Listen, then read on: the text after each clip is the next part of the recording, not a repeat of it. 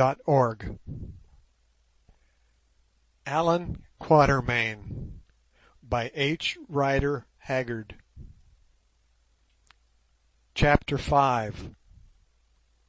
Umslopogaas makes a promise. Next morning at breakfast I missed Flossie, and asked where she was.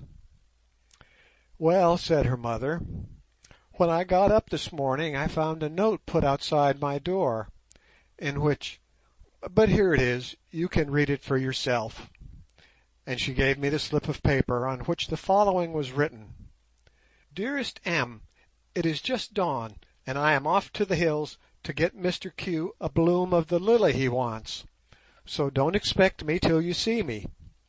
I have taken the white donkey, and nurse and a couple of boys are coming with me.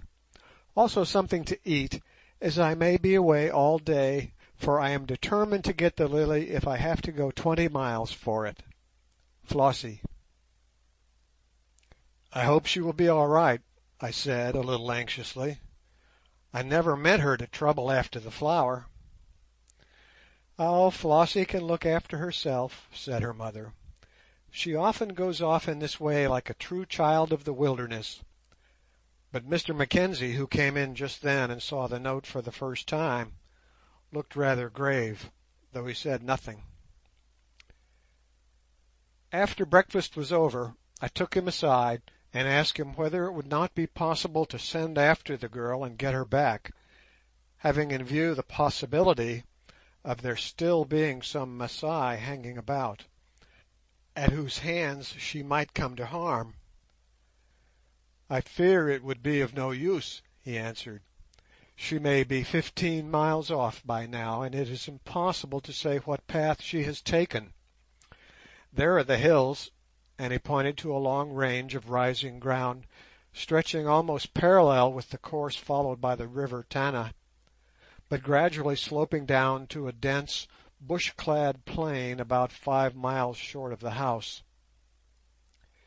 Here I suggested that we might get up the great tree over the house and search the country round with a spyglass, and this, after Mr Mackenzie had given some orders to his people to try and follow Flossie's spoor, we did.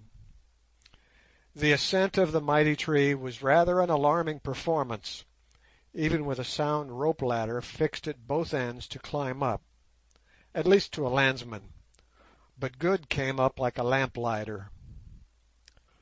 On reaching the height at which the first fern-shaped boughs sprang from the bole, we stepped without any difficulty upon a platform made of boards, nailed from one bough to another, and large enough to accommodate a dozen people. As for the view, it was simply glorious.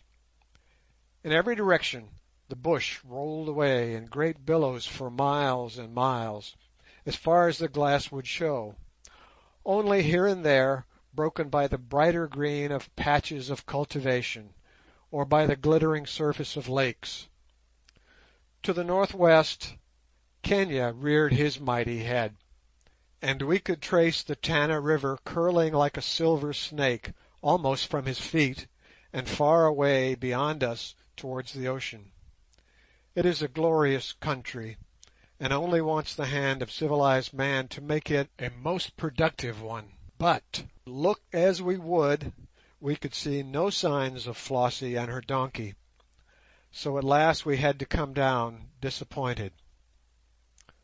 On reaching the veranda, I found Umslopogaas sitting there, slowly and lightly sharpening his axe with a small whetstone he always carried with him. "What doest thou, Umslopogaas?" I asked. "I smell blood," was the answer, and I could get no more out of him. After dinner we again went up the tree and searched the surrounding country with a spyglass, but without result. When we came down, Umslopogaas was still sharpening Inkosikas, although she already had an edge like a razor. Standing in front of him, and regarding him with a mixture of fear and fascination, was Alphonse. and certainly he did seem an alarming object, sitting there Zulu fashion on his haunches, a wild look upon his intensely savage and yet intellectual face, sharpening, sharpening, sharpening at the murderous-looking axe. "Oh, the monster, the horrible man!" said the little French cook, lifting his hands in amazement. "See but the hole in his head! The skin beats on it up and down like a baby's. Who would nurse such a baby?" And he burst out laughing at the idea. For a moment Umslopogaas looked up from his sharpening, and a sort of evil light played in his dark eyes. "What does the little buffalo heifer," so named by Umslopogaas on account of his mustachios and feminine characteristics, "say? Let him be careful, or I will cut his horns. Beware, little man monkey, beware." Unfortunately, Alphonse, who was getting over his fear of him, went on laughing, "Ce drôle d'un monsieur noir." I was about to warn him to desist, when suddenly the huge Zulu bounded off the veranda on to the open space where Alphonse was standing, his features alive with a sort of malicious enthusiasm, and began swinging the axe round and round over the Frenchman's head. "Stand still," I shouted. "Do not move as you value your life. He will not hurt you." But I doubt if Alphonse heard me, being, fortunately for himself, almost petrified with horror. Then followed the most extraordinary display of sword, or rather of axemanship, that I ever saw.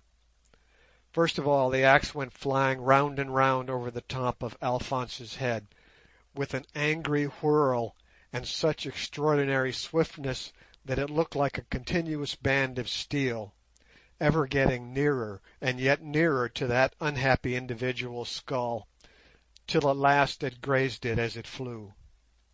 Then suddenly the motion was changed, and it seemed to literally flow up and down his body and limbs, never more than an eighth of an inch from them, and yet never striking them.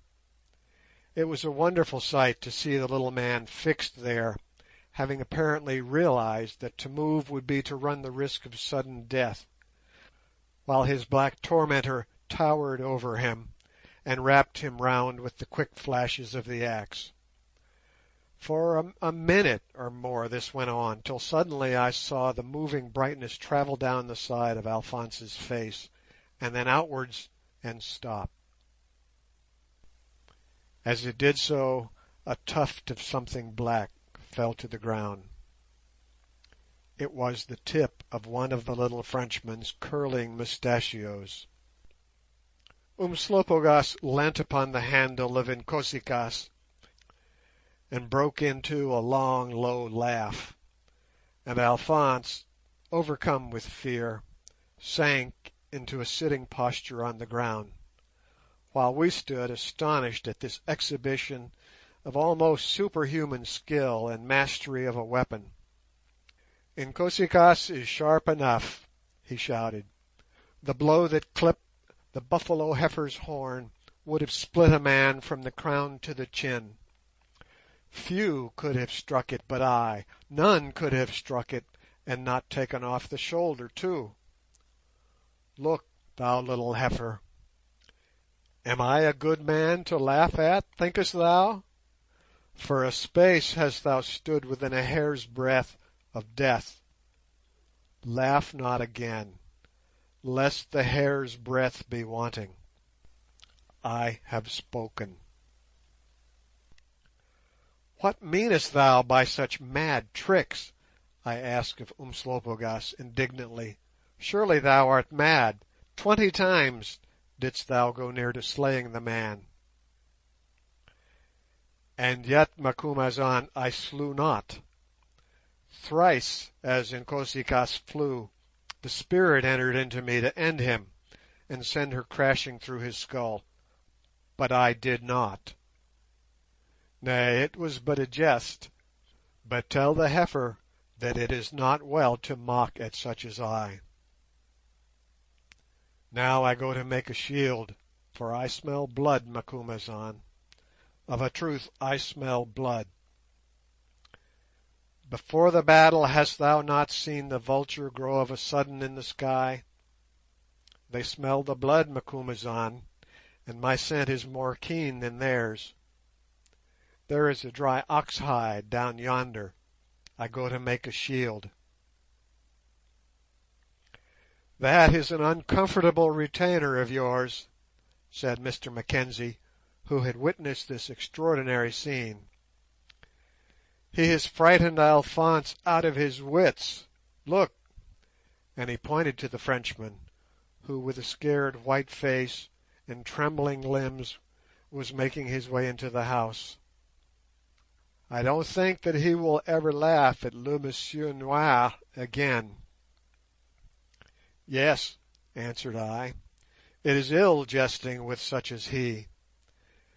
When he is roused he is like a fiend, and yet he has a kind heart in his own fierce way. I remember years ago seeing him nurse a sick child for a week. He is a strange character, but true as steel, and a strong stick to rest on in danger. He says he smells blood, said Mr Mackenzie. I only trust he is not right. I am getting very fearful about my little girl. She must have gone far, or she would be home by now. It is 3:30. I pointed out that she had taken food with her, and very likely would not in the ordinary course of events return till nightfall, but I myself felt very anxious, and feared that my anxiety betrayed itself. Shortly after this, the people whom Mr Mackenzie had sent out to search for Flossie returned, stating that they had followed the spoor of the donkey for a couple of miles, and had then lost it on some stony ground, nor could they discover it again. They had, however, scoured the country far and wide, but without success. After this, the afternoon wore drearily on, and towards evening, there still being no signs of Flossie, our anxiety grew very keen. As for the poor mother, she was quite prostrated by her fears, and no wonder, but the father kept his head wonderfully well. Everything that could be done was done. People were sent out in all directions, shots were fired, and a continuous outlook kept from the great tree, but without avail. And then it grew dark, and still no sign of fair-haired little Flossie. At 8 o'clock we had supper. It was but a sorrowful meal, and Mrs Mackenzie did not appear at it. We three also were very silent, for in addition to our natural anxiety as to the fate of the child, we were weighed down by the sense that we had brought this trouble on the head of our kind host. When supper was nearly at an end, I made an excuse to leave the table. I wanted to get outside and think the situation over. I went on to the veranda, and having lit my pipe, sat down on a seat about a dozen feet from the right-hand end of the structure, which was, as the reader may remember, exactly opposite one of the narrow doors of the protecting wall that enclosed the house and flower garden. I had been sitting there perhaps 6 or 7 minutes when I thought I heard the door move. I looked in that direction and I listened, but being unable to make out anything, concluded that I must have been mistaken. It was a darkish night, the moon not having yet risen. Another minute passed, when suddenly something round fell with a soft but heavy thud upon the stone flooring of the veranda, and came bounding and rolling along past me. For a moment I did not rise, but sat wondering what it could be. Finally I concluded it must have been an animal. Just then, however, another idea struck me, and I got up quickly enough. The thing lay quite still a few feet beyond me. I put down my hand towards it, and it did not move. Clearly it was not an animal. My hand touched it. It was soft and warm and heavy.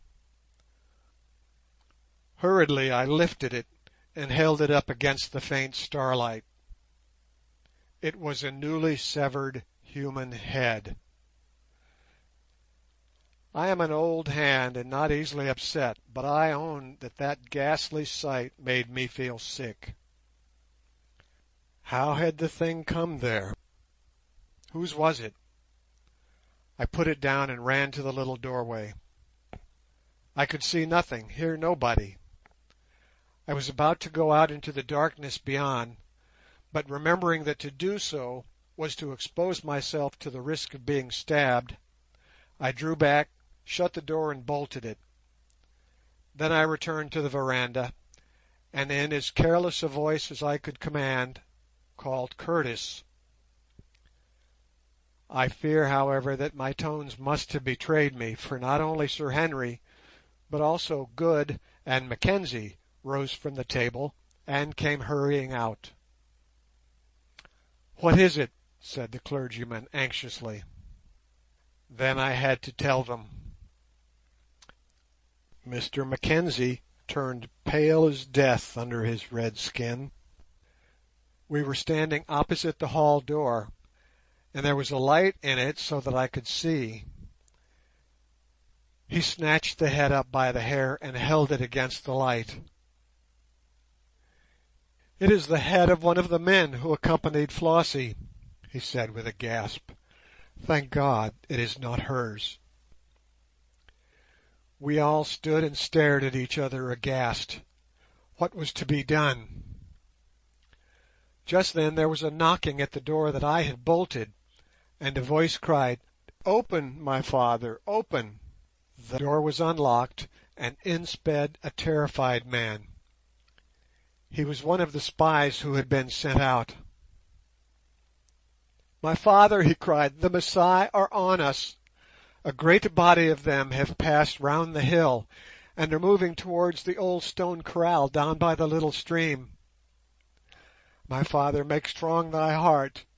In the midst of them I saw the white ass, and on it sat the water lily, Flossie. An Elmoran (young warrior) led the ass, and by its side walked the nurse, weeping. The men who went with her in the morning I saw not." "Was the child alive?" asked Mr. Mackenzie hoarsely. "She was white as the snow, but well, my father. They passed quite close to me, and looking up from where I lay hid, I saw her face against the sky.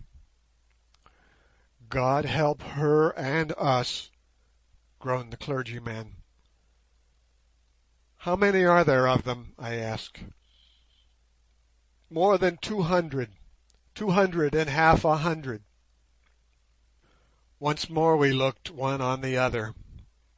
What was to be done? Just then there rose a loud insistent cry outside the wall. "Open the door, white man, open the door! A herald to speak with thee!" Thus cried the voice.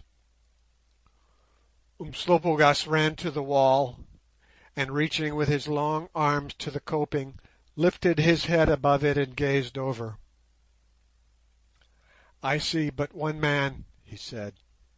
"He is armed and carries a basket in his hand." "Open the door," I said. "Umslopogaas, take thine axe and stand thereby. Let one man pass. If another follows, slay." The door was unbarred. In the shadow of the wall stood Umslopogaas, his axe raised above his head to strike. Just then the moon came out. There was a moment's pause, and then in stalked a Masai Elmoran, clad in the full war panoply that I have already described, but bearing a large basket in his hand. The moonlight shone bright upon his great spear as he walked. He was physically a splendid man, apparently about 35 years of age. Indeed, none of the Masai that I saw were under 6 feet high, though mostly quite young. When he got opposite to us, he halted, put down the basket, and stuck the spike of his spear into the ground, so that it stood upright. "Let us talk," he said. "The first messenger we sent to you could not talk," and he pointed to the head which lay upon the paving of the stoep, a ghastly sight in the moonlight. "But I have words to speak if ye have ears to hear. Also I bring presents," and he pointed to the basket and laughed with an air of swaggering insolence that is perfectly indescribable, and yet which one could not but admire, seeing that he was surrounded by enemies. "Say on," said Mr Mackenzie. "I am the Ligonani, war captain, of a party of the Masai of the Gwasa Amboni. I and my men followed these 3 white men," and he pointed to Sir Henry, Good, and myself, "but they were too clever for us and escaped hither. We have a quarrel with them and are going to kill them." "Are you, my friend?" said I to myself. "In following these men we this morning caught 2 black men, 1 black woman, a white donkey, and a white girl. One of the black men we killed. There is his head upon the pavement. The other ran away. The black woman, the little white girl, and the white ass we took and brought with us. In proof thereof have I brought this basket that she carried. Is it not thy daughter's basket?" Mr Mackenzie nodded, and the warrior went on. "Good. With thee and thy daughter we have no quarrel, nor do we wish to harm thee, save as to thy cattle, which we have already gathered, 240 head, a beast for every man's father." The Masai Elmoran, or young warriors, can own no property, so all the booty that they may win in battle belongs to their fathers alone. Allan Quatermain. Here Mr Mackenzie gave a groan, as he greatly valued this herd of cattle, which he had bred with much care and trouble. "So, save for the cattle, thou mayest go free. More especially," he added frankly, glancing at the wall, "as this place would be a difficult one to take. But as to these men it is otherwise. We have followed them for nights and days, and must kill them. Were we to return to our kraal without having done so, all the girls would make a mock of us. So, however troublesome it may be, they must die. Now I have a proposition for thee. We would not harm the little girl. She is too fair to harm, and has besides a brave spirit. Give us 1 of these 3 men, a life for a life, and we will let her go, and throw in the black woman with her also. This is a fair offer, white man. We ask but for 1, not for the 3. We must take another opportunity to kill the other 2. I do not even pick my man, though I should prefer the big one," pointing to Sir Henry. he looks strong, and would die more slowly." "And if I say I will not yield the man?" said Mr Mackenzie. "Nay, say not so, white man," answered the Masai, "for then thy daughter dies at dawn, and the woman with her says thou hast no other child. Were she older I would take her for a servant, but as she is so young I will slay her with my own hand, ay, with this very spear. Thou canst come and see, an thou wilt. I give thee safe conduct," and the fiend laughed aloud as his brutal jest. Meanwhile I had been thinking rapidly, as one does in emergencies, and had come to the conclusion that I would exchange myself against Flossie. I scarcely like to mention the matter for fear it should be misunderstood. Pray do not let anyone be misled into thinking that there was anything heroic about this, or any such nonsense. It was merely a matter of common sense and common justice. My life was an old and worthless one, hers was young and valuable. Her death would pretty well kill her father and mother also, whilst nobody would be much the worse for mine. Indeed, several charitable institutions would have cause to rejoice thereat. It was indirectly through me that the dear little girl was in her present position. Lastly, a man was better fitted to meet death in such a peculiarly awful form than a sweet young girl. Not, however, that I meant to let these gentry torture me to death. I'm far too much of a coward to allow that, being naturally a timid man. My plan was to see the girl safely exchanged and then to shoot myself, trusting that the Almighty would take the peculiar circumstances of the case into consideration and pardon the act. All this and more went through my mind in very few seconds. "All right, Mackenzie," I said, "you can tell the man that I will exchange myself against Flossie, only I stipulate that she shall be safely in this house before they kill me." "Eh?" said Sir Henry and Good simultaneously. "That you don't." "No, no," said Mr Mackenzie. "I will have no man's blood upon my hands. If it please God that my daughter should die this awful death, His will be done. You are a brave man, which I am not by any means, and a noble man, Quatermain, but you shall not go. If nothing else turns up, I shall go," I said decidedly. "This is an important matter," said Mackenzie, addressing the Lygonani, "and we must think it over. You shall have our answer at dawn." "Very well, white man," answered the savage indifferently. "Only remember, if thy answer is late, thy little white bud will never grow into a flower. That is all, for I shall cut it with this," and he touched the spear.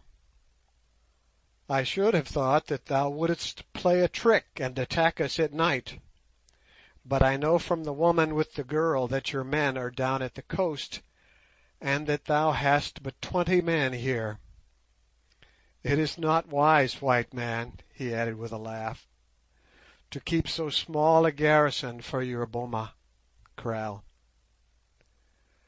Well, good night, and good night to you also, other white men, whose eyelids I shall soon close once and for all. At dawn thou wilt bring me word. If not, remember it shall be as I have said." Then turning to Umslopogaas, who had all the while been standing behind him, and shepherding him as it were, "Open the door for me, fellow. Quick now." This was too much for the old chief's patience. For the last 10 minutes His lips had been, figuratively speaking, positively watering over the Masai Lagunani, and this he could not stand. Placing his long hand on the Elmoran's shoulder, he gripped it and gave him such a twist as brought him face to face with himself. Then, thrusting his fierce countenance to within a few inches of the Masai's evil feather-framed features, he said in a low growling voice, "Seest thou me? Ay, fellow, I see thee. And seest thou this?" And he held Inkosi-kaas before his eyes. "Ay, fellow, I see the toy. What of it?"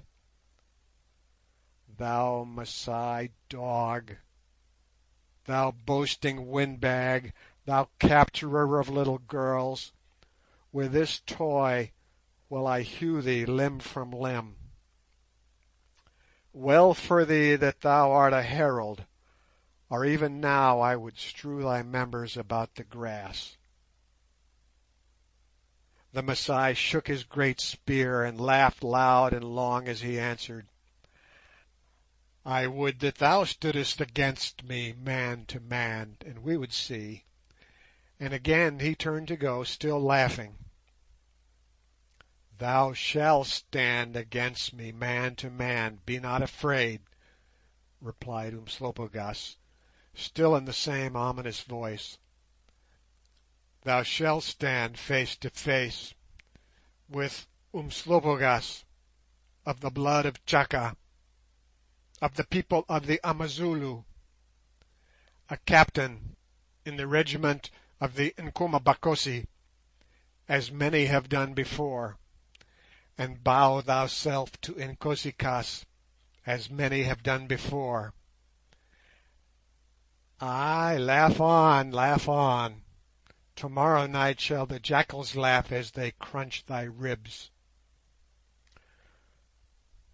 When the Lygonani had gone, one of us thought of opening the basket he had brought as a proof that Flossie was really their prisoner. On lifting the lid, it was found to contain a most lovely specimen of both bulb and flower of the Goya lily, which I have already described, in full bloom and quite uninjured, and what was more, a note in Flossie's childish hand, written in pencil upon a greasy piece of paper that had been used to wrap up some food in.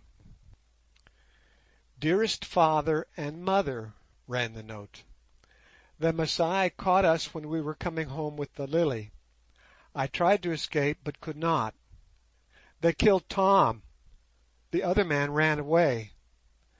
They have not hurt nurse and me, but they say they mean to exchange us against one of Mr. Quatermain's party.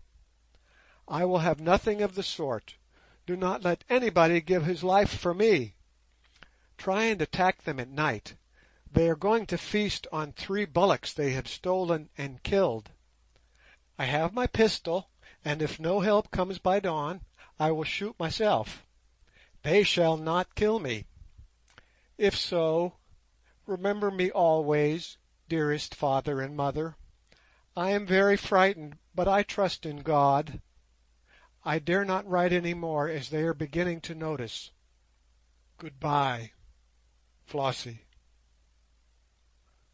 Scrawled across the outside of this was, "Love to Mr. Quatermain. They are going to take the basket, so he will get the lily." When I read those words, written by that brave little girl in an hour of danger sufficiently near and horrible to have turned the brain of a strong man, I own I wept, and once more in my heart I vowed that she should not die while my life could be given to save her. Then eagerly, quickly, almost fiercely, we fell to discussing the situation. Again I said that I would like to go, and Mr Mackenzie negatived it, and Curtis and Good, like the true men that they are, vowed that if I did they would go with me, and die back to back with me. It is, I said at last, absolutely necessary that an effort of some sort should be made before the morning. "Then let us attack them with what force we can muster and take our chance," said Sir Henry. "Ay, ay," growled Umslopogaas in Zulu. "Spoken like a man, Incubu. What is there to be afraid of? 250 Masai, forsooth. How many are we? The chief there, Mr Mackenzie, has 20 men, and thou, Macumazahn, hast 5 men, and there are also 5 white men, that is 30 men in all. Enough, enough. Listen now, Macumazahn, thou who art very clever and old in war. What says the maid? These men eat and make merry. Let it be their funeral feast. What said the dog whom I hope to hew down at daybreak? That he feared no attack because we were so few. Knowest thou the old kraal where the men have camped? I saw it this morning. It is thus," and he drew an oval on the floor. "Here is the big entrance, filled up with thorn bushes, and opening on to a steep rise. Why, Incubu, thou and I, with axes, will hold it against 100 men striving to break out. Look now, thus shall the battle go. Just as the light begins to glint upon the oxen's horns, not before, or it will be too dark, and not later, or they will be awakening and perceive us. Let Bougwan creep round with 10 men to the top end of the kraal, where the narrow entrance is.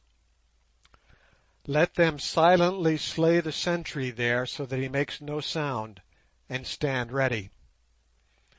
Then, Incubu, let thee and me and one of the Askari, the one with the broad chest, he is a brave man, creep to the wide entrance that is filled with thorn bushes, and there also slay the sentry, and armed with battle axes take our stand, also one on each side of the pathway, and one a few paces beyond, to deal with such as pass the twain at the gate. It is there that the rush will come. That will leave 16 men. Let these men be divided into 2 parties, with one of which shalt thou go, Macumazahn, and with one the praying man, Mr Mackenzie, and all armed with rifles. Let them make their way, one to the right side of the kraal, and one to the left. And when thou, Macumazahn, lowest like an ox, all shall open fire with the guns upon the sleeping men, being very careful not to hit the little maid. Then shall Bougwan at the far end, and his 10 men, raise the war cry, and springing over the wall put the Masai there to the sword. And it shall happen that, being yet heavy with food and sleep, and bewildered by the firing of the guns, the falling of men, and the spears of Bougwan, the soldiers shall rise and rush like wild game towards the thorn-stopped entrance, and there the bullets from either side shall plough through them, and there shall Incubu and the Askari and I wait for those who break across. Such is my plan, Macumazahn. If thou hast a better, name it." When he had done, I explained to the others such portions of his scheme as they had failed to understand, and they all joined with me in expressing the greatest admiration of the acute and skilful programme devised by the old Zulu, who was indeed in his own savage fashion the finest general I ever knew. After some discussion we determined to accept the scheme as it stood, it being the only one possible under the circumstances, and giving the best chance of success that such a forlorn hope would admit of, which, however, considering the enormous odds and the character of our foe, was not very great. "Ah, old lion," I said to Umslopogaas, "thou knowest how to lie in wait as well as how to bite, where to seize as well as where to hang on." "Ay, ay, Macumazahn," he answered, "for 30 years have I been a warrior, and have seen many things. It will be a good fight. I smell blood. I tell thee I smell blood." End of chapter 5.